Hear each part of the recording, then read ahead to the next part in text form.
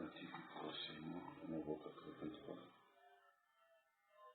lys de la vallée. J'ai trouvé en Jésus l'ami qui est toute chose pour moi. C'est le plus beau d'entre divin pour mon âme. Il est délice la vallée et dans les sols je trouve ma purification et ma guérison. Mon réconfort dans le pain, appris dans le tourment, il m'invite à lui confier chaque souci. Alléluia, la brillante étoile du matin, le lys de la vallée, c'est le plus beau d'entre 10 000 pour mon nom. Mon réconfort dans le pain, appris dans le tourment, il m'invite à lui confier chaque souci. Alléluia, la brillante étoile du matin, le lys de la vallée, c'est le plus beau d'entre 10 000 pour mon nom. Il a pris et posé sur lui tous mes soucis de peine, ma toute force et puissance dans les tentations. Pour lui, j'ai tout abandonné et possédé mon cœur, mais dans les par sa puissance, il m'égare. Même si le monde m'abandonne, auquel Satan m'étonne, à Jésus j'attendrai sûrement le but. Alléluia, la brillante étoile du matin, le lys de la vallée, c'est le plus beau d'entre 10 000 pour mon nom. Même si le monde abandonne, au Christ Satan m'étonne, à Jésus j'attendrai sûrement le but. Alléluia, la brillante étoile du matin, le lys de la vallée, c'est le plus beau d'entre 10 000 pour mon nom. Il ne me quittera jamais, non me laissera ici, tant que je la vois et fais ma volonté. Un mur de feu autour de moi, un ange n'en rien.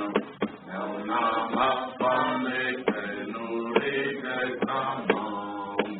Et nous ravir dans la gloire, verrons sa face bénie, là à jamais pour le fleuve des délices.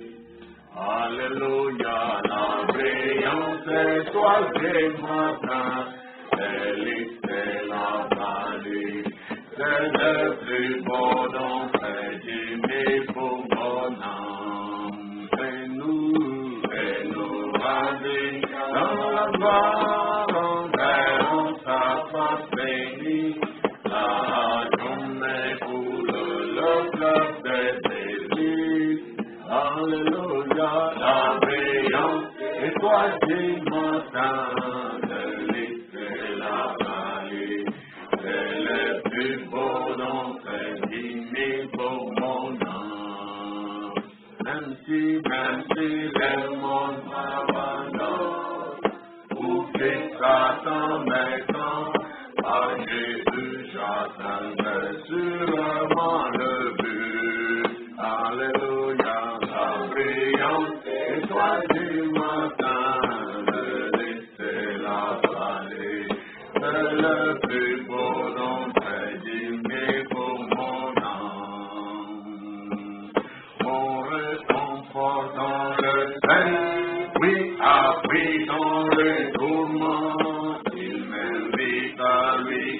prière qu'associée. Alléluia, la brillante étoile du matin, l'élite la vallée, c'est le plus beau d'entrée du mille pour mon âme, mon réconfort dans le peine, après dans le tourment, il m'invite à réconfiner le chasse aussi. Alléluia, la brillante étoile du matin, l'élite et la vallée, c'est le plus beau d'entrée du mille pour mon âme. Le plus beau d'entre du mille pour mon âme. Il a dit, déchargez-vous sur lui de tous vos soucis, car lui-même prend soin de vous. Dieu sait de quoi tu as besoin. Dieu sait tout ce que tu veux. Il a les pouvoirs, les moyens, la puissance, les capacités d'y pourvoir totalement, définitivement, durablement, efficacement, merveilleusement. Il nous fait joyeux et en paix. Qu'est-ce qui lui manquerait de nous prêter main forte pour que cette paix et cette joie soient effectives. Que ce soit la joie parfaite et la paix profonde, ineffable, que nul ne peut te ravir, ni démon, ni méchant, ni Satan, ni géant, ni rancunier. Personne ne peut te ravir cela. Quand Dieu donne, il a donné. Quand il donne bien. Père, merci pour cette soirée. Merci pour ce moment de méditation que tu accordes à nos cœurs. Merci pour ta grande bonté. Merci pour l'humilité chrétienne. Merci pour ta vérité biblique qui ne peut pas faillir, sur laquelle nous appuyons fièrement notre foi, sachant que tu es le Tout-Puissant qui ne manque de rien pour notre bonheur, pour notre satisfaction, pour pouvoir à tous nos besoins. Tu es Dieu et nous nous approchons de toi, du trône de ta miséricorde, de ta sainte présence, pour être secourus dans tous nos besoins. Les besoins présents et les besoins passés et les besoins futurs, les choses que nous attendons et celles que nous demandons. Tu as tout pouvoir et pourvoir. Bénis ces moments ensemble et exauce nos prières efficacement et merveilleusement. Au nom de Jésus-Christ, donne la guérison aux malades. Ceux d'entre nous qui sont faibles, qui sont affectés d'une manière ou d'une autre, donne-leur ta guérison. Ceux qui sont dans des besoins pressants ou urgents, pourvois, Seigneur, toi, Jéhovah, juré, Dieu qui pourvoit à ces besoins, créateur, inégalé, incomparable, exclusif, unique. Béni soit ton nom dans nos cœurs, béni soit ton nom dans nos maisons, béni soit ton nom sur la terre et béni soit ton nom en tout lieu. Tu vis éternellement et tu règnes éternellement, tu domines en tout lieu, que la gloire te revienne et que la reconnaissance te soit due aujourd'hui et pour l'éternité. Au nom de Jésus-Christ, notre Sauveur, nous prions ici. Amen. Que Dieu vous bénisse. Nous allons lire la méditation de ce soir par la grâce de Dieu.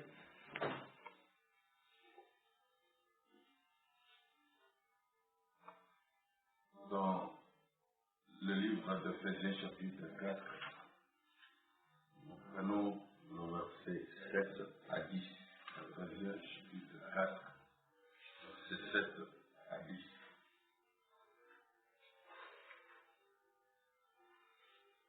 Mais à chacun de nous, la grâce a été donnée selon la mesure du don de Christ.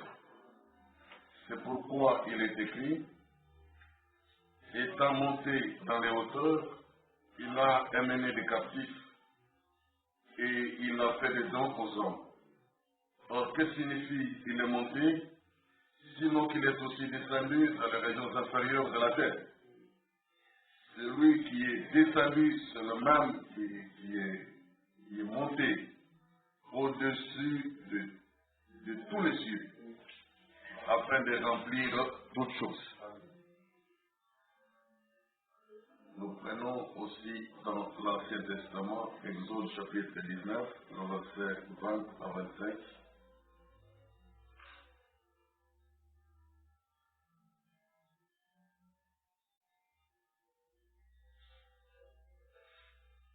Ainsi, l'Éternel descendit sur le mont Sinaï, sur le sommet de la montagne. L'Éternel appela Moïse sur le sommet de la montagne. Et Moïse monta. L'Éternel dit à Moïse, descends, fais au peuple la défense expresse de se précipiter vers l'Éternel pour regarder, de peur qu'un grand nombre d'entre eux ne périssent, que les sacrificateurs qui s'approchent de l'Éternel se sanctifient aussi, de peur que l'Éternel ne les frappe de mort. Moïse dit à l'Éternel, le peuple ne pourra pas monter sur le mont Sinaï, car tu nous en as fait la défense expresse en disant, fixe des limites autour de la montagne et sanctifie-la. L'Éternel lui dit, va, descends. Tu remonteras ensuite avec Aaron, mais que les sacrificateurs et le peuple ne se précipitent point pour monter vers l'Éternel, de peur qu'il les frappe de mort. Moïse descendit vers le peuple et lui dit ces choses. Terminons le lien de méditation dans Luc au chapitre 14. Luc 14, dans le Nouveau Testament, nous prenons le verset 8 à 11.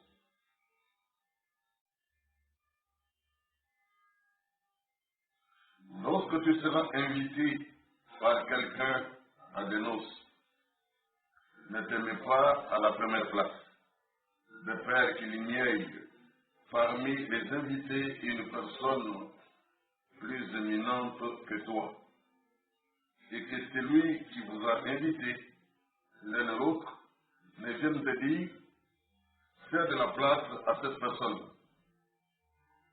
Tu aurais alors la honte d'aller occuper la dernière place. Mais lorsque tu seras invité, va te mettre à la dernière place, afin que quand celui qui t'a invité viendra, il te dise, mon ami, monte plus haut. Alors cela te fera honneur devant tous ceux qui seront à table avec toi. Car quiconque se lève sera abaissé, et quiconque s'abaisse sera élevé. Que Dieu bénisse la lecture de sa parole. Veuillez vous asseoir maintenant. Et bienvenue à cette méditation biblique de ce mercredi 8 juillet 2020. Nous avons entendu dimanche que pour monter, il faut descendre. Pour monter, il faut descendre. Un frère Branham, notre prophète bien-aimé, dont l'âme repose dans la gloire, dans le lieu de repos, a eu à nous dire que pour les croyants, pour les chrétiens, le chemin pour monter consiste toujours à descendre. C'est vrai que pour les païens, pour l'incrédule, l'incroyant, les fanatiques, les magiciens, le chemin pour monter, c'est vraiment comme la science humaine lui explique, tu dois monter. S'il s'agit de monter, que tu es au rond-point Gaba, tu dois arriver à Liboulou, donc tu prends la colline, monter. Donc monter, c'est aller dans ce sens-là. Et pour descendre, et que tu es à la station de Kompengaba, à Kinshasa, donc tu descends, c'est-à-dire que tu prends soit le chemin qui mène vers la station Salongo, soit tu prends la direction qui mène vers Mongafula, soit tu prends la direction qui mène vers Ngaba, donc vers Mopulu et tout. Donc, sur les 4 directions qui constituent le carrefour du Kompengaba, il y a une seule direction qui, elle, signifie monter. C'est quand il faut aller vers l'université de Kinshasa ou l'intendance générale de l'université de Kinshasa. Mais les 3 autres directions sont des directions de descente. Parce que là, on voit une pente qui descend. Donc, si tu tournes les deux au bon point et que tu prends l'une de ces 3 directions-là, tu descends. Parce que tu es en train de quitter une altitude élevée pour aller vers une altitude basse. Mais le prophète Branham nous montre que le chemin pour le croyant, le chemin pour monter, consiste toujours à descendre. Le chemin de l'élévation consiste toujours à s'humilier. Le chemin de l'élévation consiste toujours à s'abaisser. Et celui qui s'abaisse, dit le Seigneur notre Dieu, sera élevé.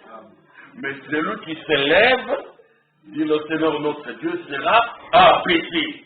Est-ce que c'est clair pour tout le monde? Maintenant, ce soir, nous voulons avoir la pensée pour dire que pour monter plus haut, il faut descendre plus bas. Hein? Donc, s'il faut descendre pour monter, et que c'est ça le vrai sens des choses, c'est-à-dire notre façon de vivre, notre façon de voir les choses doit être à l'opposé de la façon de vivre et la façon de voir les choses des gens de ce monde. Même s'ils sont nos voisins immédiats, même s'ils sont nos amis intimes, les plus familiers, les plus habituels, nous ne devons jamais nous conformer dans leur manière de voir, dans leur manière de vivre. Nous sommes appelés à la distinction, à la différence, parce que nous sommes chrétiens. Il faut le savoir. Le chrétien doit se différencier. Il ne doit pas ressembler au monde ambiant, au monde qui l'environne. Il doit se distinguer en tout et pour tout. Amen. Nous disons Amen. Le chrétien doit le faire. Parce que si pour les autres, monter signifie aller prendre la colline, prendre les montagnes et commencer à s'élever en altitude, pour toi chrétien, monter signifie descendre. Tu t'effaces, tu acceptes d'avoir tort là où tu avais raison, tu perds tes privilèges, tu perds tes avantages, tu acceptes l'humiliation là où tu es autoritaire. Là, Dieu est en train de t'élever. C'est le chemin pour monter. Mais maintenant, pour monter plus haut, tu vois le même principe en continuité. Pour monter plus haut, l'opposé c'est quoi? C'est qu'il faut descendre plus bas. Donc, ça veut dire que plus tu descends, plus Dieu t'élève. Amen. Plus tu vas là-bas, plus bas, plus Dieu te fait monter là, plus haut. C'est vrai. Et dans les 3 passages de la Bible que nous avons lus, nous avons l'exemple, 3 exemples exactement. Pour illustrer ce principe, mes chers amis, si chacun peut comprendre, intérioriser, retenir et adopter cela comme mode de vie, principe directeur de vie, nous verrons encore mieux que ce qu'on a déjà vu. Et notre progression ira plus vite que tous les tâtonnements dans lesquels nous avons tourné en rond pendant longtemps. Les principes bibliques ont une grande valeur et ont de grands effets, de grands résultats et pour de longues durées. Ce que Dieu donne n'est pas éphémère. Ce que Dieu donne, quand il a donné à l'homme de vivre, il lui a donné de vivre 1000 ans. Donc ça m'appelle ça quand il y a une quête les poudres aux yeux. Quand Dieu donne, il donne vraiment bien. De bon cœur. Quand il donne à l'homme, il dit, donc il n'avait pas de maladie. Il a placé sur la tête, pas de maladie, pas d'ennui, pas de peine. Mais c'est l'homme lui-même qui s'est créé des problèmes. En allant imiter ce qui lui a été dit, chuchoter à gauche, à droite, par je ne sais qui, les serpents anciens, envoûtés par le diable, l'esprit du mal et tout. Mais Dieu donne de bonnes choses. Si nous nous conformons à ce principe, soyez sûrs, nous verrons la gloire de Dieu. Nous verrons la grandeur de Dieu. Nous verrons les effets de sa parole. La parole de Dieu ne peut pas être appliquée sans résultat. Il y a toujours des résultats. Il y en aura. Pour monter plus haut, il faut descendre plus bas. Nous avons les 3 exemples. C'est terrible. L'un des exemples, nous l'avons lu, c'est dans Luc chapitre 14, là, le verset 8 à 11. Le Seigneur me dit, lorsque tu seras invité, si ça arrive qu'on t'invite à des noces, à une fête, ne va pas te mettre à la première place. Toi, quand tu arrives, même si on te fait dans le haut, il n'y a pas de va au fond, à la toute dernière place, celle que les gens fouillent là, celle que les gens invitent, hein, parce qu'ils savent qu'ici, ça fait là-bas, ils ne seront pas vus, ils ne seront pas visibles, ils passeront inaperçus. On risque de dire qu'il était absent.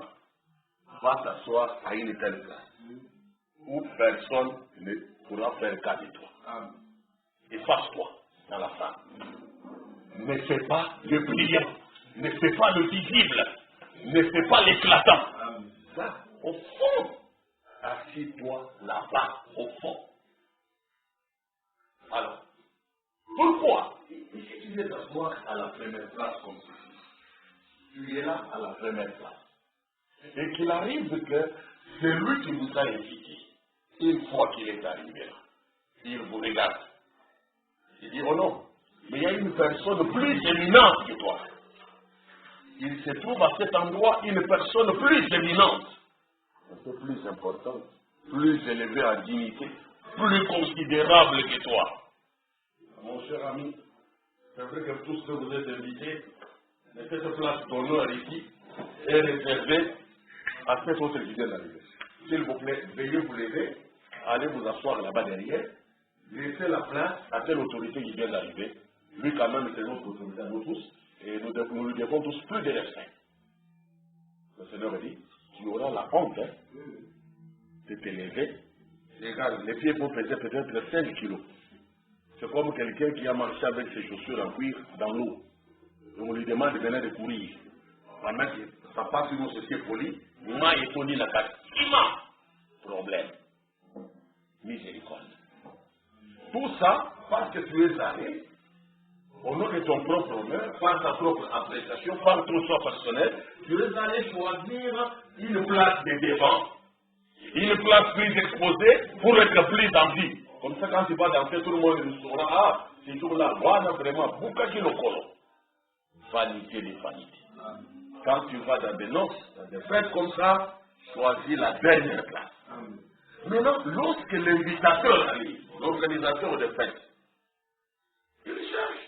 Il dit, ah, mais moi, dans ma pensée, j'avais prévu cette place d'honneur pour mon ami tel. Je ne le vois pas dans la salle. Où est-il? Il fait même passer l'annonce au micro. Veuillez demander si monsieur tel ou mademoiselle ou madame tel est dans la salle. C'est qu'on ne m'a pas vu. Pourtant, je suis entré, les services de protocole m'ont vu. Même quand j'ai essayé d'éviter les places qu'il m'a proposées, les plus exposées là, je suis allé derrière. Je suis passé vraiment inaperçu. Donc, s'il vous plaît, je suis là. Ok, venez, vous ne pouvez pas vous asseoir là-bas. Je ne sais pas qui vous a dit d'aller vous asseoir là, qui vous a obligé d'aller à un tel endroit. Les autres peuvent s'asseoir là-bas, mais pas vous. Imaginez qu'on dise ça devant tout le monde, au grand micro. Maintenant, tout le monde sera obligé de regarder. Ah, qui est celui-là à qui on donne des si grands honneurs comme ça? Parce que tu t'étais abaissé toi-même, ton honneur sera historique. Et cet honneur ne viendra pas de toi-même, mais cet honneur vient de celui qui a la responsabilité, qui a le pouvoir de décider et de l'élever dans cette salle-là, parce qu'il est l'organisateur de la fête, de la manifestation.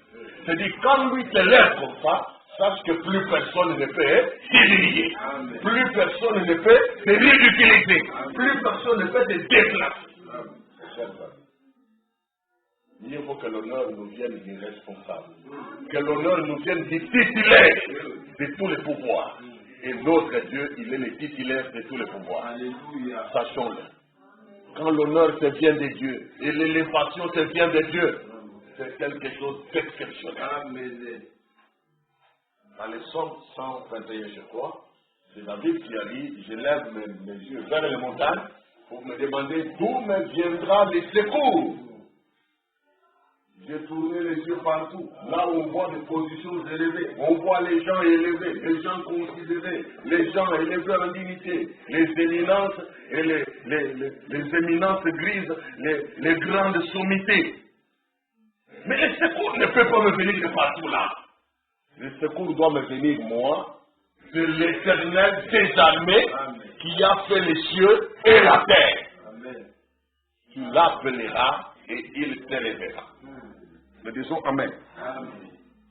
Psaume 121. J'espère bien, comme je l'ai dit par mémoire, que c'est bien là. Psaume 121. Que pouvons-nous lire là? À partir du premier verset. Je lève mes yeux vers les montagnes. D'où me viendra le secours? Le secours me vient de l'Éternel qui a fait les cieux et la terre. Il ne permettra point que ton pied chancelle.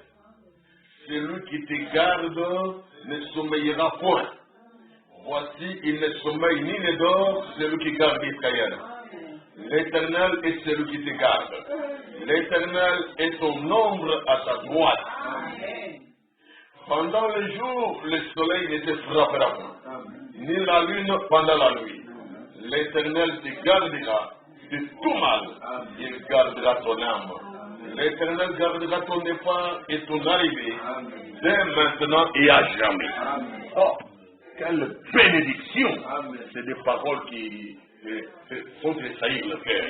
Oyoki ke makambo nyonso ebele elobami boye eza pona yo, eza ya yo, de la part de Dieu qui a tout le pouvoir. Et quand lui décide, personne ne peut changer. Quand lui donne, personne ne peut ravir. Quand il est béni, personne ne peut maudire. Quand il est péri, personne ne peut encore lier. Dieu reste le souverain. Amen. Que ton élévation et ton honneur viennent préférentiellement de ton Dieu que tu sers là. Il faut pas mieux accepter l'humiliation. Vous voyez ce qui est arrivé avec les 3 amis de Daniel qui ont été jetés dans la fournaise ardente. Ils ont accepté d'être humiliés. Ils avaient des honneurs parce qu'ils étaient des fonctionnaires, des hauts fonctionnaires de la République, de l'Empire babylonien. Ils travaillaient à la cour royale. C'était quand même pas n'importe qui. Mais ils ont accepté d'être humiliés, d'être saudifiés, d'être traités comme des sacs de bois sec, pour qu'on y mette du feu aux yeux aussi de tout le monde. Ils ont accepté à cause du nom du Seigneur. Non pas qu'ils avaient fait le mal, mais on leur a collé les histoires. Leur adoration était devenue assimilée à un péché. Ils ont commis le crime de servir le Dieu des Hébreux, le Yahweh, le Dieu créateur. Mais Dieu ne les a pas délaissés. Après cette humiliation, d'abord ceux qui les ont jetés dans la fournaise ardente, Dieu les a frappés des morts. Donc la mort que eux cherchaient contre les enfants de Dieu, les a frappés eux-mêmes d'abord en laissant les enfants de Dieu vivants. Deuxième humiliation. Le roi a attendu voir que dans la fournaise, là-bas, tout calcine. Mais il s'est rendu compte qu'il y avait des mouvements des êtres vivants à l'intérieur du feu. Chose jamais vécue. Même Moïse n'avait jamais vu une chose pareille. Il avait vu le buisson ardent, mais il n'avait pas vu quelqu'un à l'intérieur du buisson en train de faire des mouvements. Quand il a voulu analyser Moïse, Dieu lui a dit, ôte tes souliers de tes pieds. La terre où tu étais est une terre sacrée, une terre sainte. Donc il n'a pas vu plus loin que ça. Quand il était d'abord, devant le buisson ardent. Mais les 3 années de Daniel, le roi des Babyloniens s'est levé et il regarde. Il dit, mais non. Il s'est approché même de la fournaise. Il a fait ce genre. Il regarde, il dit, ce que je vois là, je ne sais pas. Je vois, Dieu me rend capable de voir à l'intérieur du feu. Avez-vous déjà vu ça? à l'intérieur d'une fournaise réchauffée 7 fois. Un grand feu, hein? Normalement, quand il y a un grand feu, ce qu'il y a à l'intérieur, vous ne voyez pas. Mais le Dieu du ciel, qui gère les yeux des humains, qui fait aveugler qui le fait aveugler, comme autour du prophète Élisée. Il avait aveuglé qui il pouvait aveugler. Il a aveuglé les Syriens. Le même Dieu ouvre les yeux de qui il veut.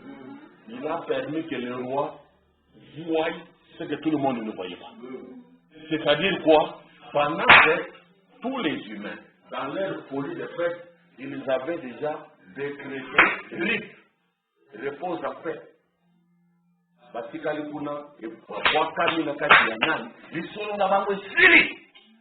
Ils les avaient déjà oubliés. Ça peut arriver aussi. Le courage t'oublie complètement. Ils ont déjà signé l'arrêt de mort.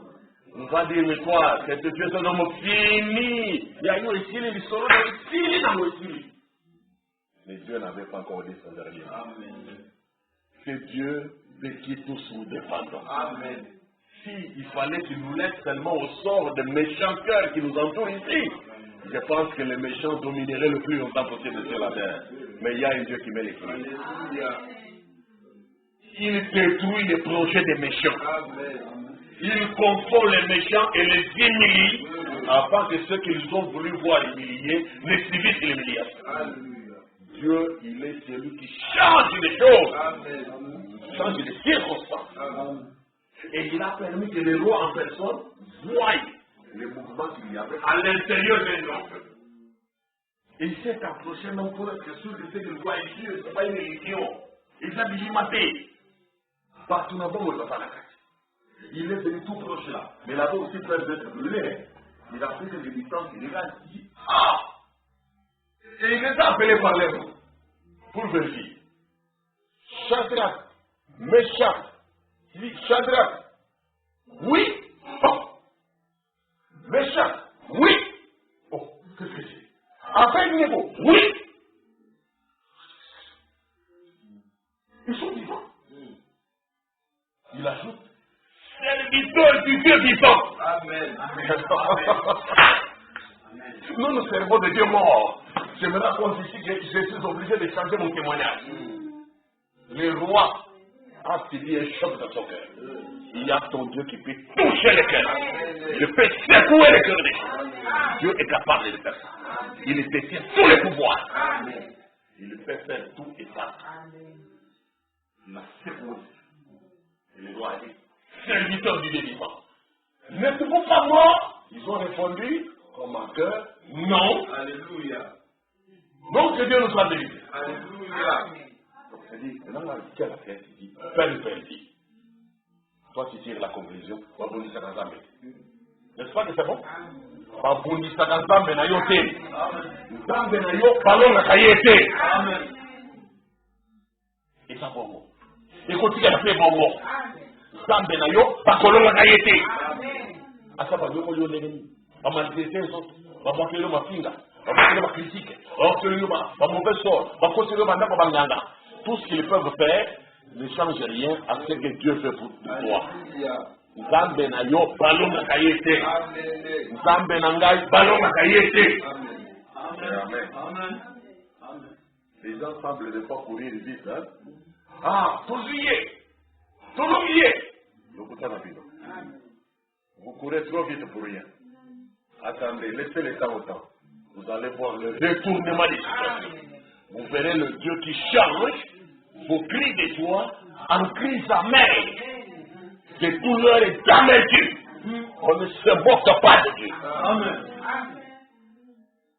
Vous ne tirerez jamais impunément avantage sur les enfants de Dieu. Vous les hommes de la terre. Vous les pécheurs de la terre. Vous ne tirerez jamais impunément de l'avantage sur les enfants de Dieu. Tout ce que vous essaierez de faire à leur détriment tournera finalement contre vous et vos familles. Amen. Il arrivera même qu'après que vous ayez quitté la terre, le malheur continue à frapper votre progéniture. Amen. Ça suivra vos enfants. C'est vrai. Dieu a dit que ne touchez pas à mes enfants. Et ne faites pas de mal à mes prophètes. Quand Dieu répand de son onction, ce n'est pas pour te permettre, toi, homme, de venir jouer avec les gens pareils. Et sa misère, il était moqué et tout. Le roi a changé de Dieu. Il a reconnu le Dieu des Hébreux, le Dieu créateur, comme étant le seul Dieu supérieur. Élevé et grand, tout grand. Alléluia. C'est le Dieu que toi tu sers jusqu'à présent. Pourquoi ont-ils ce statut d'honneur? C'est parce qu'ils avaient accepté de s'humilier dans l'épreuve. Donc ils étaient déjà à la cour royale, mais là au niveau de la cour royale, Dieu les a fait monter encore plus haut en considération. Mais par rapport à la nation, ils étaient déjà élevés. C'était des dignitaires, c'est comme dans notre pays, les proches du président de la République. Tout le monde sait que sur la terre ici, le président de la République, c'est l'institution nationale numéro 1. C'est l'institution suprême, c'est-à-dire la plus supérieure par rapport à toute la nation, sur tous les territoires nationaux. C'est le numéro 1 qui est là-bas au-dessus. Maintenant, les gens qui sont proches, vous voyez, ils sont assimilés presque à lui. Hein. Ils sont presque le même niveau que lui. Hein. Parce qu'eux les voient, ils sans audience, ils parlent avec lui matin et soir, ils se rencontrent au couloir sans incident. Mais si toi tu oses venir rentrer dans son circuit, on met la main sur toi. Un espion, tu veux faire le complot, tu veux tuer les chefs de l'État. On va t'amener au cachot alors que ce n'était même pas ton intention. Vous voyez ça? Alors ces gens-là étaient déjà élevés. Mais entre eux là, il y avait des jaloux qui ont voulu les humilier. Et Dieu leur a donné plus de considération que le reste du personnel de la maison royale. Pour monter plus haut, il faut descendre à plus bas. N'est-ce pas vrai? Que ce soit dans cette fête-là, que ce soit dans la fournaise ardente, la leçon est claire. Fais de ça ton principe de vie. C'est très important. Fais de ça ton principe de vie. Un autre exemple, c'est Moïse. Moïse, qu'est-ce qui lui est arrivé? Moïse, Dieu lui a parlé. Là, dans Exode 19, verset 20 à 25. Dieu lui a parlé. Il dit, bon, il a appelé du sommet de la montagne. Donc, quand Dieu descend, au lieu d'aller dans la vallée, sur la montagne d'Israël, il s'est posé au sommet de la montagne. C'était une haute montagne. Au sommet, Dieu dit, il se pose là, comme un aigle. Il se perche sur l'arbre le plus élevé. À partir de là, il s'appelle Moïse. Moshe. Et Moshe entend. Moshe entend, il répond, Amen. Monte ici. Il essaye de monter. Et Dieu lui dit, fais ça. Oh. Mais finalement, qu'est-ce que Dieu lui a dit? Alors, le matin, quand il y a tu ne peux pas mettre, alors il sous l'argent. Et attends, Dieu lui dit, monte. Commence à monter. Et puis il dit, descends. Descends là-bas, va dire au peuple de ne pas se précipiter vers l'Éternel. De peur que je le sorte des morts. Oui, si tu me demandes d'aller dire là, mais je l'ai déjà dit. Tu étais venu avant, tu nous as donné des défis. Un autre terme, quelqu'un qui essaie de murmurer avec la parole. Il était où? Il était au Cameroun. Il était où? Il était au Cameroun. Il était où? Il était au Cameroun. Mais Dieu dit à Moïse, c'est ça, pas dire ces choses-là. Moïse commence à dire, oh non. Mais le peuple, il connaît déjà, toi tu nous as déjà fait la défense express, que le peuple se précipite, ils les savent. Dieu dit, c'est ça.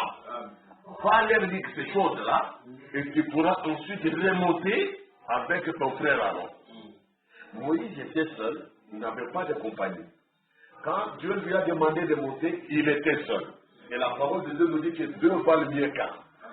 Quand vous êtes à deux et que l'un tombe, l'un fait relever l'autre. Mais quand vous êtes seul et que vous tombez, vous n'avez personne pour porter témoignage ni secours. Humainement parlant, Moïse devait accepter de s'humilier. Bien que Dieu lui a dit de monter. Et que ça paraissait comme de la mer à voir encore, de lui demander de descendre, parce qu'il savait que Dieu allait lui dire de monter encore. Tout ce tour-là, c'est fatigant, non, pour le corps. Un homme de plus de 80 ans. Dieu lui dit, c'est ça, on va le dire quand même. Moïse a accepté d'obéir, l'humilité, même s'il savait que le peuple le sait déjà.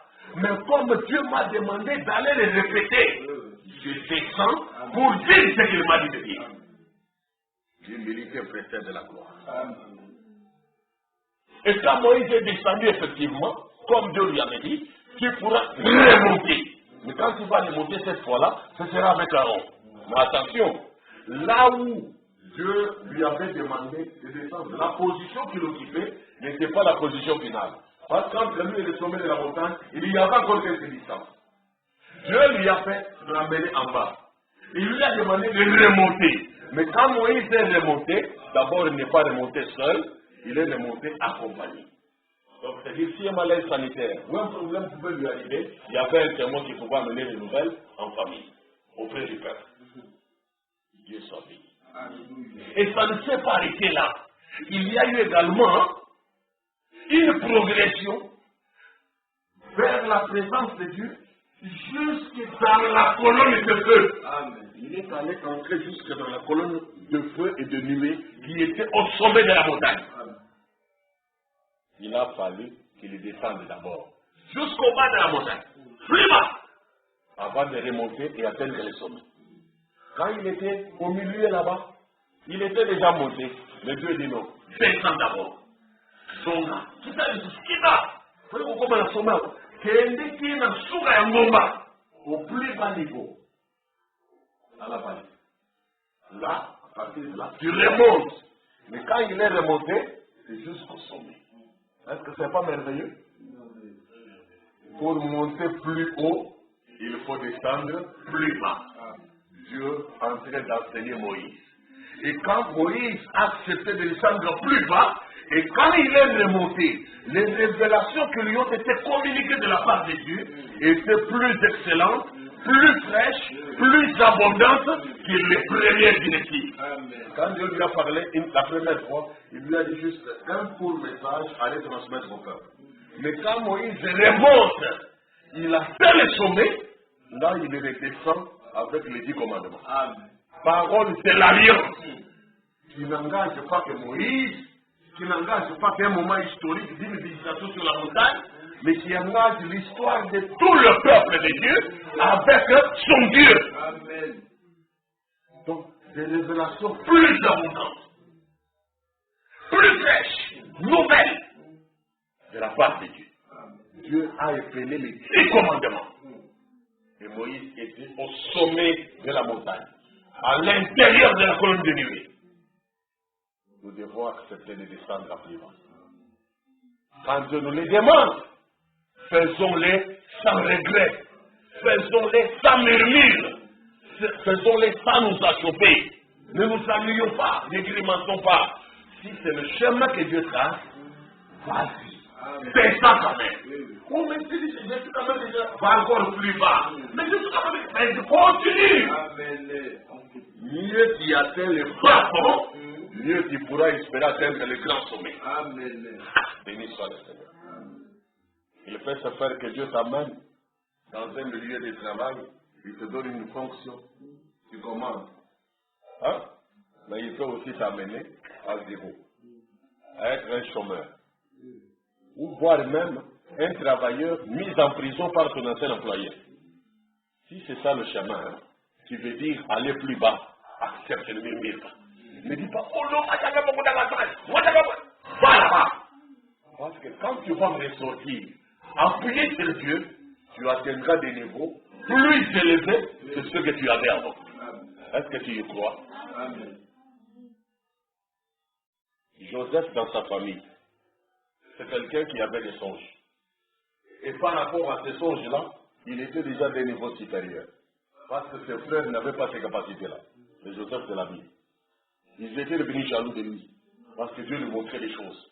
Il lui montrait des choses significatives, importantes, au lieu des rêves alimentaires. Il y a des gens à téléphone avec un autre.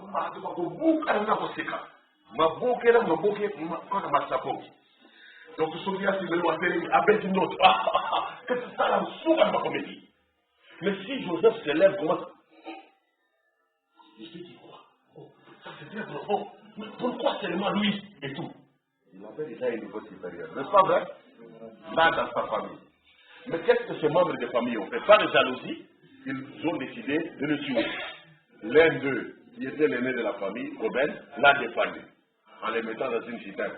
Finalement, ils ont décidé de les vendre aux passants, à la caravane des Arabes, les commerçants qui passaient par là. Ils sont allés dire des mensonges. Que l'histoire mon nalo ici, parce que ça va pas mon wana. L'histoire mon nalo ici, ça les là-bas dans ko si pour dans samba kuna, ko si mon pays, le côté, leye.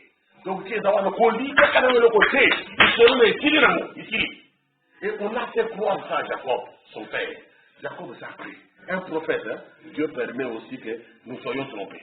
Même pendant des années. Bien que serviteur de Dieu. N'est-ce pas vrai? Bien qu'au service de Dieu, Dieu peut permettre qu'on nous trompe. Jacob était un prophète. On lui a dit un mensonge. Mais Dieu ne lui a jamais révélé le contraire. Dieu savait que c'était faux, mais il a laissé dans cette position. Dieu peut s'en dire. Il a l'école de la vie. Rana me dit que Dieu il garde sa gloire. Il ne révèle pas tout à ses prophètes. Il y a des fois des choses qui le cachent. Parce que c'est lui seul qui sait tout. Êtes-vous là? Oui, nous avons le pasteur, mais nous avons le pour si Dieu veut que ce soit comme ça, et qu'on y a quand même un pasteur, à qu'on calme pasteur, il est souverain. Et le moyen principal par lequel il nous parle, ce sont les ministères qu'il a établis, sous lesquels nous évoluons, par lesquels nous sommes conduits. N'est-ce pas? C'est le moyen principal. Mais n'empêche, il est souverain, il peut aussi cacher des choses. C'est vrai. Qu'est-ce qui est arrivé là? Joseph est parti en Égypte. Et là, il a été adopté dans une famille de Potiphera. Il a commencé à grandir, il a fait des qualités. C'était quelqu'un de bien. Mais l'ennemi ne l'a pas laissé tranquille. Alors qu'il détestait le péché. Qu'il ne voulait pas les comportements des souillures, les saletés des jeunes gens de son époque. Il s'est distingué. Mais la femme de Potiphera lui a créé des problèmes. Elle a dit, oh non, tout ça, il a accepté à faire des aventures avec elle. Avec lui. Et il a résisté. Et Branham m'a dit, à vous les jeunes gens, que Joseph soit votre exemple. Il ne faut pas toujours vous lever pour dire, je suis faible, la terre est faible. Prenez Joseph de la Bible. Il était sous le sang de beaucoup de taureaux, mais il n'est pas tombé dans la publicité. Il n'est pas tombé dans le péché, dans la pluie. Il a résisté. Mais toi, tu es sous le sang de Jésus. Comment dis-tu pour y avoir? Il faut avoir honte. Le sacrifice sur lequel Joseph était plus bas que le sacrifice sur lequel ton âme à toi se trouve situé aujourd'hui. Le sang de Jésus, c'est le sang d'Emmanuel. Alors, Joseph est resté là. Quand Potiphera est venu, il l'a fait mettre en prison. C'était l'humiliation. Alors qu'il travaillait bien, ce Potiphera, il commençait à gagner sa vie et tout. Pas s'il y a un moment où il y a un Potiphera. Un innocent. Mais qui subit le sort de coupable. Là, à partir de la prison, il y avait des paniers, hein, des travailleurs de paniers qui étaient dedans. Et l'un d'eux a fait un rêve, et l'autre a fait encore des rêves. Joseph a commencé à expliquer des rêves là-bas en prison. Ah, vous voyez comment notre vie est faite pour la gloire de Dieu, et c'est à son service. Branham dit que si vous allez au moment en prison, prêchez la parole en prison. Peut-être que Dieu vous envoie là-bas pour sauver des âmes. Ils sont là-bas en prison. Dans le côté au Christo, la question de la Capoloco, vous devez comprendre que vous voulez dire que vous avez sanité, droit qu'on a. Ça, là, quand vous n'avez pas noté. Je pense qu'il peut-être que des âmes là-bas, c'est pour la gloire de Dieu. C'est vrai. Alors, ils sont arrivés, il est arrivé là, il a commencé à expliquer les choses. Quand les paniers sont sortis des prisons, vous avez réussi. Ils sont allés raconter l'histoire. Non, voilà, il y a quelqu'un qui a fait. Maintenant, le pharaon aussi avait fait un songe. Il s'est dit, mais comment je vais arriver à comprendre ce songe qui est compliqué, difficile à comprendre? Alors, le panetier, il fallait qu'il se renseigne. Le panetier, non, il y a quelqu'un en prison là-bas. Quand nous étions aussi avec lui, voilà, il nous a expliqué telle songe et tout, et les choses se sont passées, même notre liberté ici. À travers l'explication de ce songe, ça s'est accompli littéralement. Le roi pharaon dit, ok, allez me les chercher. Voyez-vous, il faut descendre à plus bas pour monter plus haut. Finalement, on est allé chercher un prisonnier, mais auquel l'empereur, le roi pharaon, donne de la considération que tous ses conseillers. Tous les conseillers qui étaient bien payés, bien outillés, bien vêtus, bien logés et tout, à cet instant-là, n'avaient plus aucune valeur. Parce que le roi avait un problème auquel aucun d'eux n'avait de solution. Seul Joseph, un prisonnier. Être au service de Dieu, c'est un privilège. Branham me dit que c'est un honneur que de servir Dieu.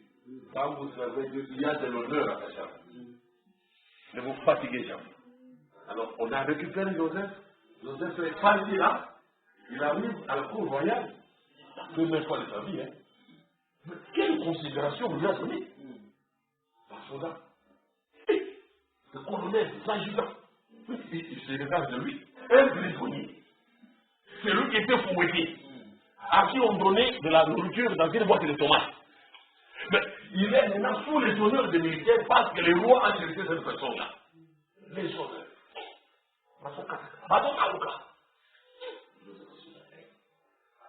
Assis-toi là. Bon, je fais telle leçon sur tout ça. Qu'est-ce que ça signifie? Joseph commence à lui expliquer. Regarde, ce chose signifie ça, ça. Il y aura cette année d'abondance dans le pays. Où les terres vont produire, les animaux vont produire, tous les bestiaux vont produire beaucoup et tout ça. Mais après cela, il y aura encore cette année où il y aura la carence, la grande famille. Les plantations seront sèches, il n'y aura pas de production. Alors, ce que vous devez faire, monsieur le pharaon, c'est que pendant les 7 années d'abondance qui viennent ici, faites tout pour faire des réserves. Comme ça, pendant la famine, le peuple aura de quoi vivre et votre trône sera protégé.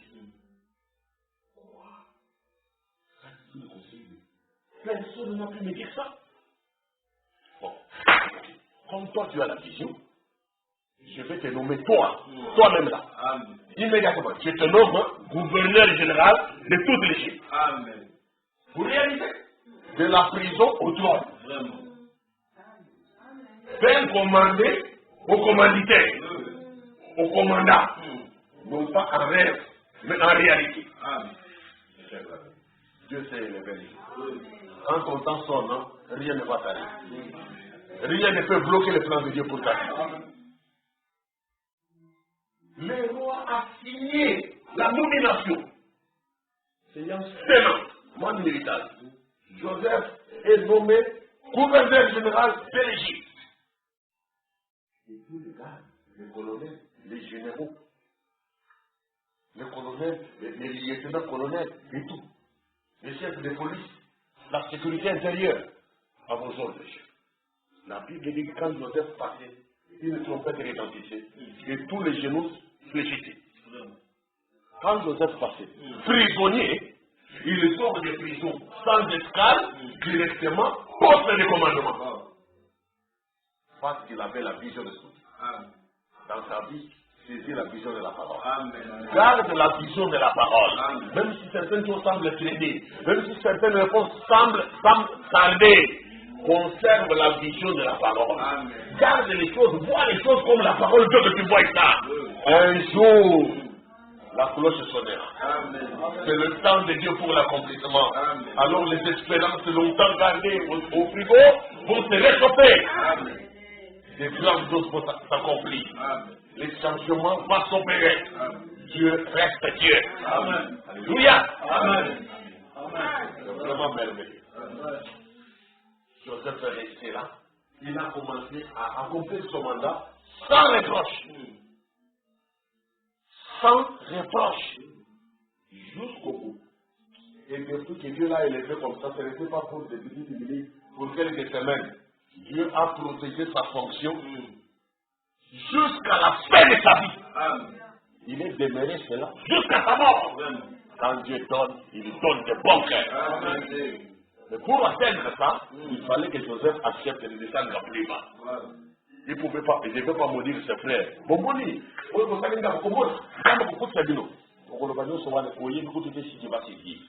parce que Dieu n'a pas reconnu, tu ne connais pas ton sort. Recommande ton sort à l'Éternel. Place en lui ta confiance et pour ton avenir, lui-même agira. Ça c'est sûr. Garde la vision de la parole. Même si on se moque de toi, même si on te critique, on te pointe des doigts, que cela ne te gêne en rien. Il y a un Dieu qui soutiendra ta parole, que toi tu gardes dans ton cœur. Pour monter plus haut, il faut descendre plus bas. Le dernier exemple, c'est Jésus-Christ. Parce que dans ce qui est arrivé à Joseph, c'était l'exemple de Jésus-Christ. Il avait l'esprit de Christ en lui. Il a été vendu pour 20 pièces d'argent et Jésus a été vendu pour 30 pièces d'argent. Vous voyez ça? À peu près les mêmes montants. Joseph était vendu pour 20 pièces et Jésus-Christ a été vendu pour 30 pièces. C'est vrai. Et il a paru comme un étranger parmi les siens. Il est venu naître parmi les siens, mais les siens ne l'ont pas reconnu. C'est vrai. Mais Jésus-Christ, il a accepté de descendre plus bas. Dans Ephésiens chapitre 4, vous voyez exactement comment ça s'est passé. Il est descendu plus bas dans les régions inférieures de la terre, à travers sa mort. Lui qui était au sommet des sommets dans les cieux, il est descendu, il est né dans une crèche, dans une mangeoire des animaux, plus bas que la maternité. Il est allé mourir d'une mort ignominieuse sur la croix, une mort appelée malédiction, en étant crucifié. Nu, sans habit, sans honneur. Et même là, quand on l'a enterré, il est descendu plus bas. Et Branham dit pendant son ministère, même l'homme le plus court de la ville a dû monter sur un arbre pour les regarder d'en haut. Et Jésus a accepté tout ça. Sachez, un homme court, mais qui pour regarder Jésus, il était devenu comme géant, il a allongé sa taille avec l'arbre, et il regardait Jésus à partir de la branche d'arbre, comme d'en haut, il regarde Jésus sur la tête comme ça. Pendant que lui était le plus court, et Jésus a accepté tout ça. Il pouvait le faire tomber quand il est fait là. Mais Jésus l'a laissé faire. L'humilité. Amen. Écoutez, frère Branham nous dire quelque chose. Lisons quelques déclarations. Pendant que nous allons terminer notre méditation de ce soir, c'est une merveille, une très bonne chose. Regardez. Frère Branham nous dit ceci. Dans la prédication Abandonna tout. Péché le 23 janvier 1962. Paragraphe 64 et 65. C'est bien. Vous parlez de quelqu'un qui a abandonné quelque chose. Voyons voir ce que Jésus a abandonné pour nous. Jésus a tout abandonné. Il avait une maison au ciel. Et il avait abandonné sa maison au ciel. Il est venu sur la terre et n'avait même pas d'endroit où poser la tête. C'est vrai. Il est devenu si bas qu'il n'avait même pas, si pauvre qu'il n'avait même pas un lit où dormir. Même pas un lit où dormir. Pauvre tu en as. Il a dit, les renards ont des tanières et les oiseaux du ciel ont des nids. Mais le Fils de l'homme n'a même pas un endroit où reposer sa tête. Vous voyez? Mais quand il est reçu en retour, il a été élevé si haut qu'il doit regarder en bas pour voir les cieux.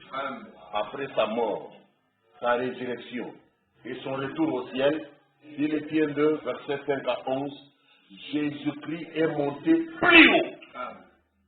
Il a retrouvé sa place de souverain, souverainement élevé au-dessus de tout.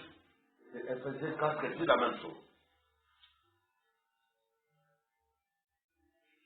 Il a reçu, il est venu dans le monde et il a reçu le nom le plus bas que l'on puisse avoir au monde. Et il avait le nom le plus bas. Il a pris le nom le plus bas. Il a été traité de Belzébuth. Quand les gens l'ont vu, là, ils discernaient les esprits comme cela. Ils ont dit, c'est un diseur de bonne aventure, il est Belzébuth, le démon. La bonne aventure, c'est du diable. Et on l'a traité de démon, le plus bas de tous. Il portait le nom le plus bas. Et il est allé dans la ville la plus basse. Et l'homme le plus petit de la ville a baissé les regards et a regardé d'en haut. C'était Zachée. Ah, comme vous lisez dans Zachée, Luc chapitre 19, le verset 1 à 9, vous verrez l'histoire de Zachée là-bas. Il est monté sur un sycomore, il a regardé Jésus d'en haut. Et Jésus était devenu plus court que lui. C'est vrai. Et l'homme le plus petit de la ville a baissé le regard et l'a regardé d'en haut. C'était Zachée de Jéricho. Très loin là-bas. Il a certainement regardé d'en haut. Il portait le nom le plus bas qui existait sur la terre. Il était venu au monde. Et on le traitait d'enfant illégitime. Car les gens croyaient réellement que l'enfant était né hors de lien sacré du mariage. Pour commencer, il a eu à combattre cela.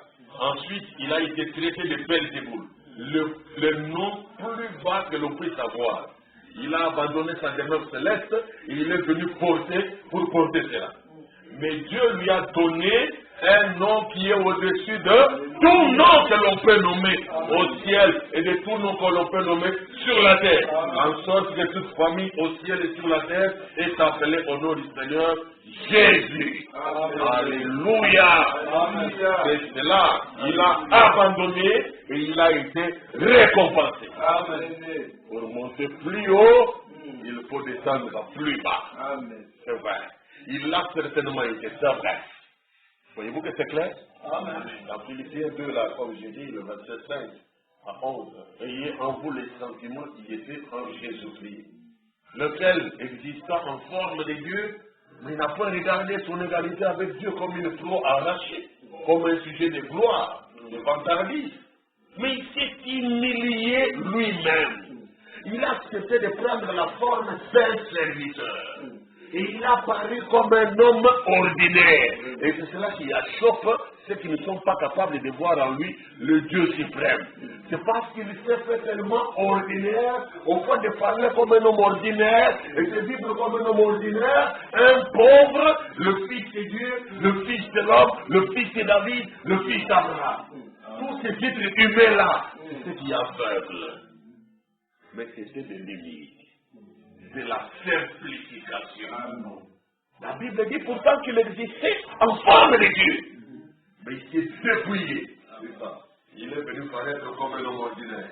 Se faire battre, se faire critiquer, se faire insulter sans réagir. Comme un homme ordinaire. Comme le valet des hommes. Le dernier des hommes. Il est devenu même laveur de pieds de ses disciples. Laveur de pieds de ses disciples. Un laquais. Le travail qui était le moins payé de l'époque. Et c'est ce que Jésus s'est donné comme travail à l'égard de ses disciples. Le moins salarié.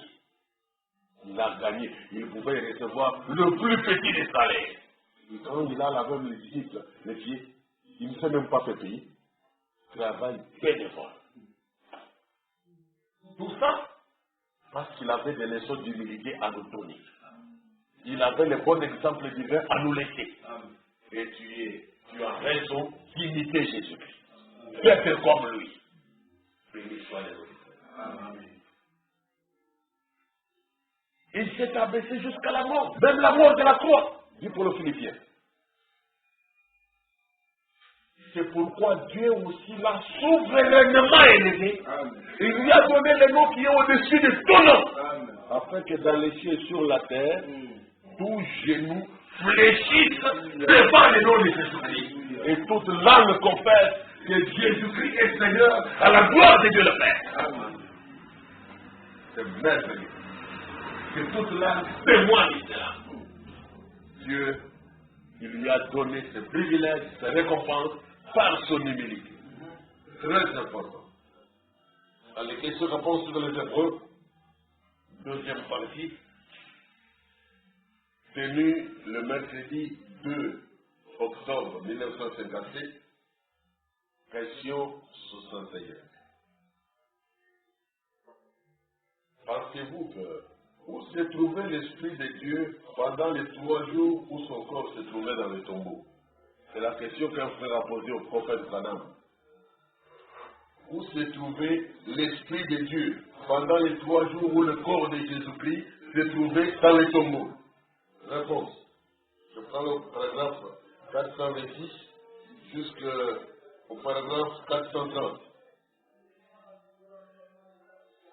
Son esprit se trouvait au séjour des morts, là dans les régions inférieures, puis il est ressuscité. Où se trouvait l'esprit?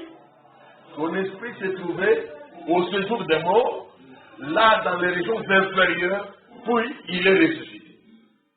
Et je pourrais ajouter une petite déclaration ici, laquelle, qui pourrait vous aider énormément. Quand il est ressuscité des morts, il n'en avait pas encore fini complètement avec l'œuvre de la rédemption. C'est vrai. Il a dû nettoyer le tout complètement. Le prix avait été payé, mais cette horreur du séjour des morts, cette horreur de la tombe, et ici, quand il est mort, il a simplement continué. Il n'a jamais cessé de vrai quand il est mort. Il a continué à prêcher. Amen. Voilà. excusez-moi de me comporter sans retenue, je pense, mais il n'a jamais cessé.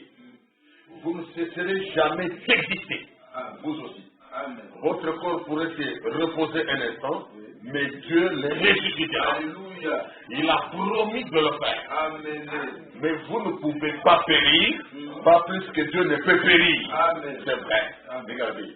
Après qu'il fut mort, selon quoi? Mort d'après les disciples, il dormait. Mais tu sais qu'il faisait là-bas. On l'avait endormi, comme dit au sujet de Lazare, je vais le réveiller. Dieu a dû le réveiller. Regardez, il est directement descendu. Il a continué à prêcher. Et il a prêché aux âmes là en prison. Il est allé au séjour des morts. Et il a arraché au diable les clés. Il est remonté et il a prêché aussi au paradis. Puis il est ressuscité le 3e jour. Il a visité ses apôtres pendant 40 jours. Et à la fin du 40e jour, il est simplement monté. Car tout ce qui dominait sur nous, les superstitions et tout le reste, il a mis fin à toute superstition, à tout doute. Et il a établi une ligne de prière depuis la terre jusqu'à la gloire lors de son ascension. Il a établi quoi? Une ligne de prière depuis la terre jusqu'à la gloire. Nous devons prier depuis la terre et jusqu'à la gloire. Jusqu'à notre entrée effective dans la gloire. Continuons à prier sans cesse. Prions sans arrêt. Il est monté, il s'est assis à la droite de sa majesté. Un vainqueur, absolument de grand conquérant. La mort ne pouvait pas les retenir. Le séjour des morts ne pouvait pas les retenir. La terre ne pouvait pas les retenir. Quand il était ici-bas, il est allé vers la moindre des cités, vers les gens les moins considérés. Il a reçu le nom le plus vil. Voilà ce que les hommes lui ont fait. Il est allé à Jéricho, la ville la plus ignoble. Et le plus petit homme a dû grimper sur un arbre pour le regarder d'en haut. Voilà où les hommes l'avaient mis. Il était un laquais, il avait le pied des autres, le pire des travaux qu'on puisse donner. Il était devenu le plus petit. Et on l'a appelé au nom du nom le plus vil qui puisse être donné. Belzéboul, le prince des démons. Et les hommes lui ont donné le nom le plus vil, le lieu le plus bas, et l'ont envoyé dans les régions les plus basses, du plus bas séjour des morts. Dieu l'a ressuscité et l'a envoyé au plus haut des cieux. Et lui a donné un nom au-dessus de tout nom. Alléluia. Bien. Il devait regarder en bas pour voir le ciel. Vous imaginez ça? Avant que Jésus-Christ ne vienne sur la terre, il était seulement dans les cieux tout court. Il était dans les cieux, et Dieu a dit par Esaïe, nous l'avons ici il n'y a pas longtemps, le ciel est mon trône et la terre mon bas ses pieds, n'est-ce pas? Mais depuis qu'il est ressuscité, son trône est monté plus haut que là où il était, avant que Jésus ne vienne être sur la terre. Le trône est situé maintenant au-dessus des cieux. Amen. La Bible le dit, non? La Bible dit ça. Nous l'avons ici dans ce verset 10. C'est lui qui est monté. Non, c'est lui qui est descendu. C'est le même qui est monté au-dessus de tous les cieux. Au-dessus. Auparavant, il était dans les cieux. Mais après sa résurrection, il est monté encore plus haut. Pourquoi? Parce qu'il a accepté de descendre plus bas. Pour monter plus haut, accepte de descendre plus bas. Applique son principe et tu auras des avantages. C'est vrai. Dieu l'a ressuscité, l'a envoyé au plus haut des cieux et lui a donné un nom au-dessus de tout nom. Alléluia. Et il devait regarder en bas pour voir le ciel. Ton trône est élevé au-dessus des cieux. Et le plus grand nom qui n'ait jamais été nommé au ciel et sur la terre se rapporte à lui. Voilà ce que Dieu a fait de lui. Les hommes ont fait de lui le plus bas et Dieu a fait de lui le plus grand. Et voilà. Du plus bas au plus grand. Il est devenu le plus petit afin de nous élever au plus haut niveau. Ça prend aussi pour toi. Jésus-Christ, tout ce qu'il a fait là, ce n'était pas pour aller être le seul bénéficiaire. Il l'a fait pour toi, pour ton rachat, pour ta rédemption, pour ta délivrance totale, pour ta nouvelle vie. Il est devenu le plus petit afin de nous élever au plus haut niveau. Est-ce que tu y crois vraiment? Amen. Que Dieu veut t'amener au plus haut niveau? Amen. Ah oui. Il est devenu nous afin que nous, par sa grâce, nous devenions lui, le Fils de Dieu. Voilà où il est allé. Amen. Béni soit son nom. Il a frayé un chemin afin que nous aussi puissions venir un jour. Car je vis, vous vivrez aussi. C'est sa parole. C'est même qu'il dit là. Regardez, pour que toi aussi tu reçoives le salut comme Zachée, l'homme d'affaires, Zachée ne pouvait pas rester perché sur l'arbre, se considérant plus élevé que Jésus et recevoir le salut. Zachée devait descendre de l'arbre. Quand Jésus est arrivé sous les sycomores, il s'est arrêté, il a regardé, il l'a appelé, pendant que lui a pris les feuilles de l'arbre, il les a croisées comme ça pour cacher, se camoufler derrière le feuille. Mais Jésus l'a appelé par son nom. Parce qu'il vous connaît tous. Il connaît tous les hommes de la terre. Chacun par son nom. Ton nom de famille, Dieu le connaît. Sachez, c'est ça. Il s'est hâté de descendre de la ville et le reçut avec joie. C'est ça. Il faut que les gens entrent dans ta maison aujourd'hui. Les gens ont murmuré, mais cela ne changeait pas le plan de Dieu.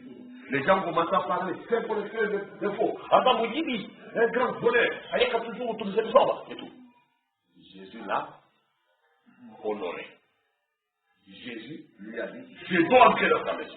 Et quand il est entré là-bas, pendant que les gens murmuraient, Jésus a dit, le salut est entré aujourd'hui dans cette maison. Amen. Pendant que lui disait, moi si j'ai fait du tort à quelqu'un, je dois les rendre pour 4, et moi ceci et tout. Jésus lui dit, le salut est entré aujourd'hui. Il doit renoncer à ses croyances, à ses ambitions, à ses propres pensées, à ses orgueils, pour accepter le salut dans la simplicité, dans l'humilité, le cœur brisé, l'esprit humilié. C'est là que Dieu te fera grâce. Et amen. Très important. Je voudrais lire encore ici pour terminer dans les puissants concurrents. Les puissants concurrents prêchaient le 1er avril 1956. Et non le paragraphe 49. Branham dit ceci. Il a traversé le grand voile là de la maladie. Le voile de la maladie. Jésus-Christ, ton sauveur, l'a traversé. Le grand voile du péché. Il a traversé le grand voile des soucis. Il a traversé le grand voile de la peur. Il a déchiré chacun d'eux et il est monté très haut. Il a reçu un nom qui est au-dessus de tout nom, qui peut être nommé en haut dans les cieux, ou en bas sur la terre, ou dans le monde à venir. Tu dis Amen. Amen. Est-ce que tu saisis ça? Jésus-Christ, il a déchiré chacun de ses voiles. Quel voile? Le voile de la maladie. Et pas son cas. Le voile du péché. Déchiré. Le voile de la peur. Déchiré. Le voile des soucis. Déchiré. Ça ne peut plus t'intimider. Ça ne peut plus te ventiler. Ça ne peut plus te briser la paix. Ça ne peut plus te souffler. C'est déjà déchiré. Car le nom de Jésus est au-dessus de tout cela. C'est vrai.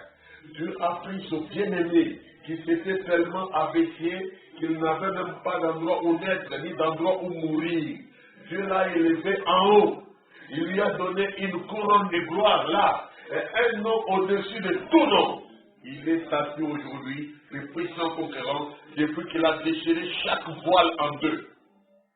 Le voile du péché a été déchiré en deux. Le voile de la maladie a été déchiré en deux. Et chaque voile qui bloquait l'homme vis-à-vis de Dieu a été déchiré en deux. Je suis le chemin, la vérité et la lumière. Il a détruit chaque puissance. Il a dispersé chaque démon. Dispersé chaque démon. Et il a effectué une recherche à la lumière depuis la gloire. Et Amen. Amen. Donc il nous a créé le chemin qui doit nous déverser la lumière. Les ténèbres ne doivent plus dominer sur nous. Les ténèbres ne doivent plus nous effrayer. Les ténèbres ne doivent plus nous angoisser. Jésus-Christ a déjà fait le chemin de la terre à la gloire. Que Dieu bénisse cette méditation et cette vérité dans le cœur de chacun de vous. Nous allons nous tenir debout, chanter la crèche de Bethléem dans l'étranger. Sur la terre, je désire être comme lui. Pas seulement numéro 67.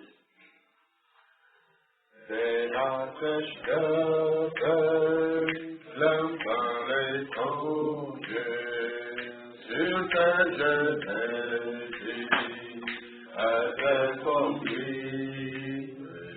Mon fidèle sauveur, c'est ta nature sur ta jeunesse avec conduit.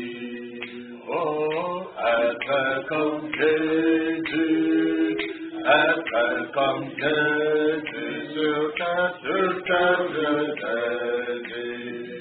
être comme lui, durant mon voyage de la terre entière, je demande seulement d'être comme lui. Oh, être comme Jésus, être comme Jésus, oh, c'est ta jeunesse,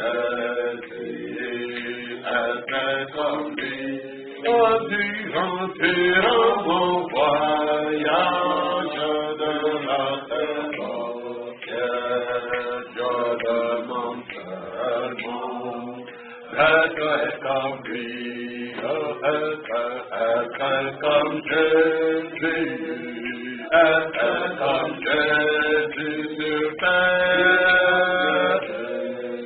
Mon âme être comme lui, durant mon voyage de la terre entière, je demande seulement d'être comme lui. Être tranquille, sauver sur ta jeunesse, être comme lui. Par grâce, par douce, avec tes sur ta jeunesse, être comme lui. Oh, être comme Jésus, être comme Jésus sur terre. Oui, mon âme, durant mon voyage de la terre entière, je demande seulement d'être comme lui.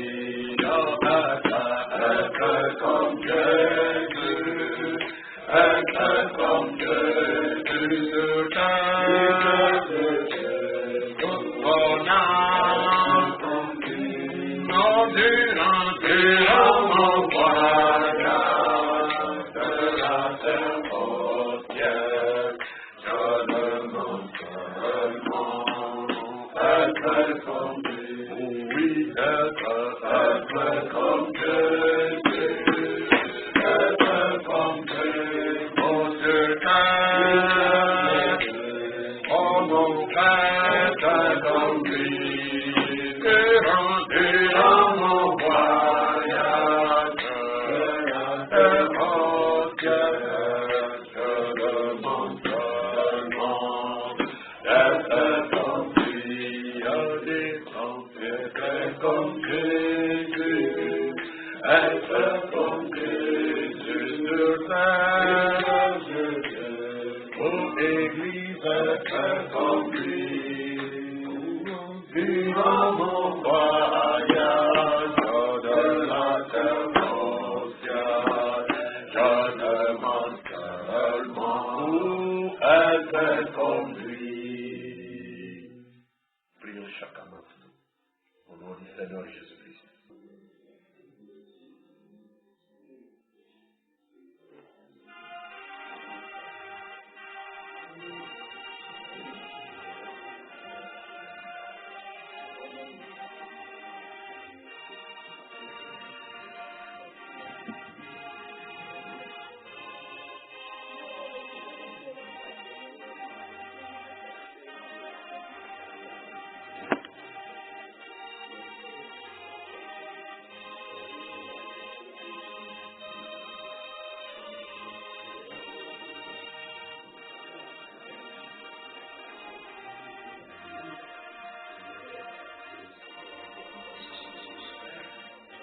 Dieu bien-aimé ou de grâce, source de vérité, de vie éternelle, de puissance invincible, de protection inégalée, de protection imbattable.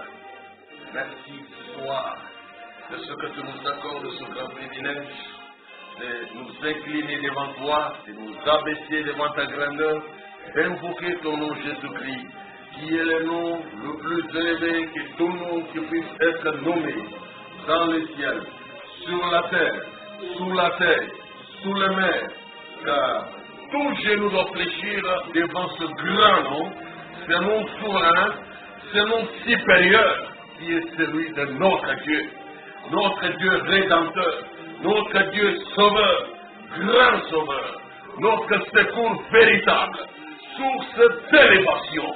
C'est toi, Jésus-Christ, qui mène nos vies à bien, qui draine nos pas, qui dirige nos pas, notre vie d'errance sur la terre, notre vie de vanité sur la terre, mais tu en es le conducteur, le promoteur, le bénédicteur, la source de bénédiction. Oui, Jésus. Prends nos cœurs dans ta main, prends nos cœurs scellés dans ta sainte présence, pour être taillés, façonnés, continuer à être utilisés, abaissés parce qu'il le faut, en descendant plus bas, pour espérer cette promesse que tu as donnée, d'être élevé au plus haut niveau. Tu l'as promis et tu vas le faire. Toi qui as déchiré les voiles de la maladie, les voiles du péché, les voiles de la peur, les voiles des soucis, les voiles des problèmes, les voiles de la défaite. Toutes ces choses, ces ombres négatives ont déjà été vaincues par toi, les grands conquérants, les tout-puissants conquérants, Jésus-Christ de Nazareth. Laisse que notre foi soit fortifiée par ta personne, que notre foi soit fortifiée par ta présence, que notre foi soit fortifiée par ta puissance, chaque jour, en tout lieu, à tout moment. Descends dans nos cœurs, exprime ta grandeur, bénis nos cœurs, Seigneur, et mets-y du bon, mets-y de ton onction, mets-y de ta force surnaturelle, pour ton service, Seigneur, en tout lieu, à tout moment.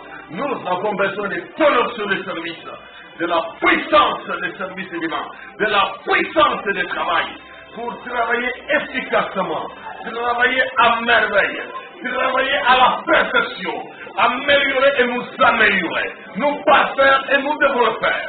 Tu es Dieu et non un homme. Tu ne changes pas, Seigneur, et ta parole est infaillible.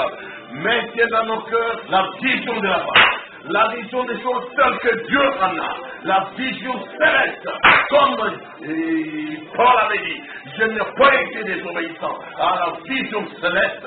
Laisse que cette vision céleste, nous puissions chacun la saisir, la comprendre, la discerner, pour nous y conformer et savoir nous distinguer, non pas ressembler à n'importe quoi, non pas copier le monde, non pas copier le style de notre environnement, de notre quartier, de notre ville, ou de la civilisation occidentale, ou nous qu'elle vienne, Seigneur, soit et reste notre seul divin modèle, que nous puissions marcher sur les traces de ces hommes de la Bible, copier l'humilité, imiter l'humilité, reproduire l'humilité, choisir l'humilité, pratiquer l'humilité, descendre plus bas afin de monter plus haut, descendre plus bas afin d'être élevé au plus haut niveau. Tu as promis de le faire et tu as travaillé pour le faire. Golgotha n'est pas une vanité, Golgotha n'était pas une aventure, Golgotha est une œuvre de rédemption. Tu as payé le prix là-bas et il y aura des retombées, il y aura des effets, il y aura des résultats, il y aura des récompenses, des couronnes en grand nombre. Tu l'as promis, Seigneur, tu l'accordas. Que ton nom soit élevé,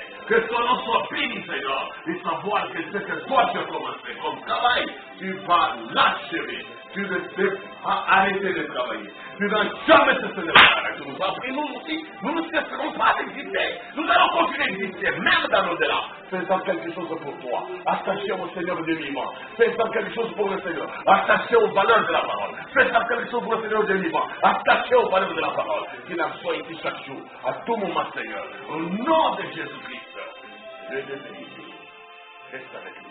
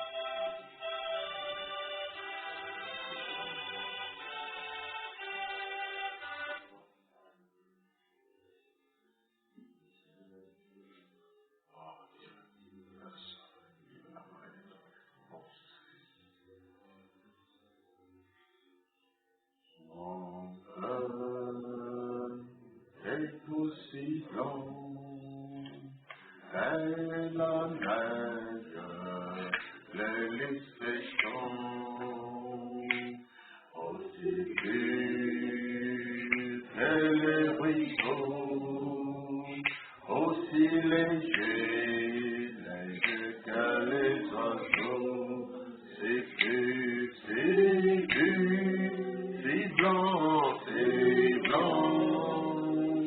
Je voudrais m'envoler avec les anges vers les beaux firmaments. Je voudrais m'envoler avec les anges vers les beaux firmaments.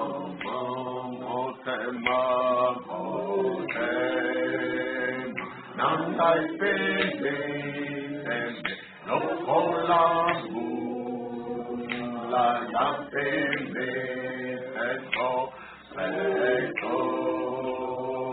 no colaman epelilo colandeke eto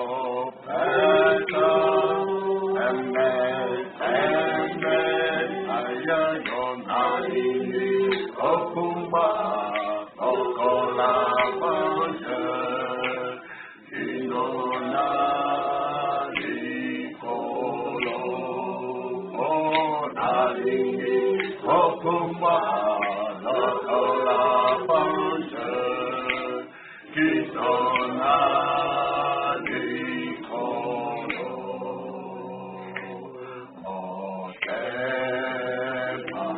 I feel and no colamu, I feel peto,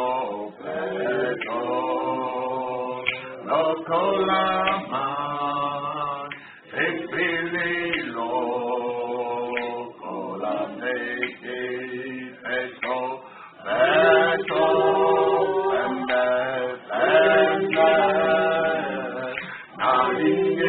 Opoma, no colabanja, Kinona, Licolo, Onainge, Opoma, no colabanja, Kinona, Licolo.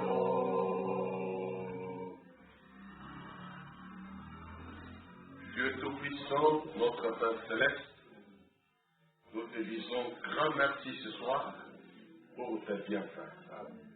Tu as gardé nos cœurs en ta présence, tu nous as manifesté ton amour, en nous parlant dans la douceur, en nous parlant avec vérité, en nous parlant pour notre bien. Ta parole est la bienvenue dans nos cœurs.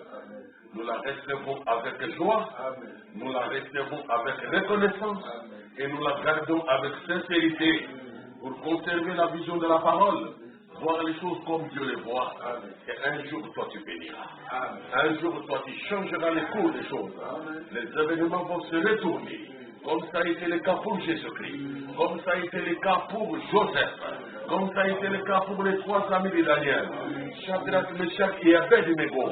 Tu es véritablement le maître des temps et des circonstances, le Dieu très haut, le Dieu suprême, le Dieu souverain. Que nos honneurs te parviennent, là dans ton palais royal, le palais céleste. Que nos louanges, nos adorations te parviennent, que nos prières te parviennent, Seigneur, et que tu bénisses en retour, que tu nous récompenses, que tu produises sur nous les effets de ta parole, les effets de l'humilité, les effets du brisement intérieur, les effets de la persévérance, les effets de la foi inébranlable dans le Dieu de sa Bible. Souviens-toi, Seigneur, de nous faire du bien, nous accorder la joie et la paix, le bien-être et le bonheur, chaque jour de notre vie, la victoire sur la maladie, la victoire sur le péché, la victoire sur les soucis, la victoire sur la peur, la victoire sur les inquiétudes, la victoire sur les questionnements.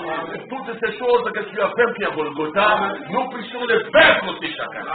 Au nom de Jésus-Christ, Dieu de vérité, je te confie à nouveau tous les enfants de Dieu, tous les croyants sincères, jusqu'au bout du voyage et pour ta gloire à ton service. Amen. Que Dieu vous bénisse. Et veuillez vous asseoir. Nous arrivons ici à la fin. Shalom.